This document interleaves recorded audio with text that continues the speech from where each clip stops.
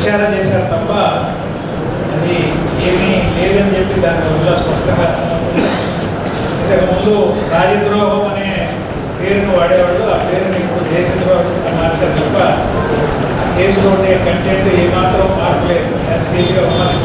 ఇటువంటి అనేకమైన ఈ చట్టాలన్నింటినీ ముందుగా అందరూ విద్యాసంఘాలు లేకపోతే అనేక ప్రజా సంఘాల వాళ్ళు ఈ చట్టాల వలన ఈరోజు వస్తున్న ప్రమాదం ఏంటి, ఈ ప్రమాదాన్ని ప్రజలకు తెలియజేయడం ద్వారా ఇటువంటి చట్టాలు కాకుండా వెనక్కి పట్టుకోవాల్సిన ప్రజల్ని చైతన్యపరిచే కార్యక్రమం, అవగాహన సదస్సు కార్యక్రమాన్ని వామపక్ష పార్టీగా మాట్లాడుకొని ఈ కార్యక్రమం నిర్వహిస్తే బాగుంటుందని చెప్పి ఆలోచించడం జరిగింది. అందులో భాగంగానే ఈ కార్యక్రమానికి మనం ఆహ్వానిస్తూనే వచ్చి ఈ కార్యక్రమంలో పాల్గొంటున్న డాక్టర్ రాజేంద్ర ప్రసాద్ గారికి మీ అందరి తరఫున వామపక్ష పార్టీ సమావేశం దానికి ధన్యవాదాలు తెలియజేస్తూ భారతదేశంలో ఇప్పటి వరకు ఉన్నటువంటి CrPC, IPC, Indian evidence act అనేటువంటి 3 చట్టాలను కేంద్ర ప్రభుత్వం రద్దు చేయటం, 3 నూతన చట్టాలను తీసుకురావటం, అవి జూలై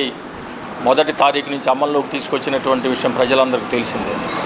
ప్రత్యేకించి వలస పాలకులు తీసుకొచ్చినటువంటి చట్టాలను రద్దు చేస్తున్నామని, భారతీయులుగా మనమే చట్టాలు తీసుకొస్తున్నామని చెప్పి పేరుతోటి ఇవి భారతీయ చట్టాలు అని, మనం స్వాతంత్రం వచ్చిన తర్వాత మనం పాలకులు తెచ్చినటువంటి చట్టాలను ఎందుకు అమలు చేయాలి అని భారతీయత ఉట్టిపడతా ఉందనేటువంటి కేంద్ర ప్రభుత్వం చెప్పడం జరిగింది. కానీ ఈ చట్టాలను కనుక మనం నిశ్చితంగా పరిశీలించినట్లయితే పాత చట్టాలనే కాపీ అండ్ పేస్ట్ చేసి ఒక 10% మాత్రం మార్చి, వీటి పేర్లు మార్చి, సెక్షన్లను మార్చినటువంటి 10% కూడా ఏంటంటే ప్రజలకి, భారత పౌరులకి వ్యతిరేకంగాను, అధికారులకి, పోలీసులకి ఎక్కువ అధికారాలను కట్టబట్టేటగాను, పోలీసు రాజ్యాన్ని తీసుకొచ్చే విధంగాను తీసుకురావటం జరిగింది.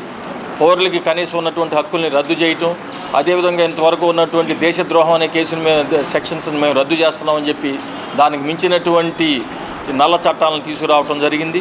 దీనివల్ల ఏంటంటే ప్రజలు, కార్మికులు ఏ విధంగా నష్టపోతారు, సామాన్య ప్రజలు, ప్రశ్నించే గొంతుకులు ఏ విధంగా నష్టపోతాయి అనేటువంటి విషయాన్ని చెప్పడం కోసం ఈ చట్టాలను అమలు చేయొద్దని చెప్పి భారతదేశ వ్యాప్తంగా అనేక రాష్ట్రాల్లో న్యాయవాదులు, ప్రజా సంఘాల వాళ్ళు, అదేవిధంగా వామపక్షాలు, ఇతర పక్షాలు కూడా పోరాటాలు చేస్తూ ఉన్నాయి. అందుకని ఈ విషయం మీద చర్చించే దానికోసం ఈ రోజున ఒంగోలులో ఈ సమావేశం జరపడం జరిగింది. ఇప్పటికి కూడా మేము కేంద్ర ప్రభుత్వాన్ని ఈ చట్టాలను నిలిపివేయాలని చెప్పి డిమాండ్ చేస్తూ ఉన్నాం.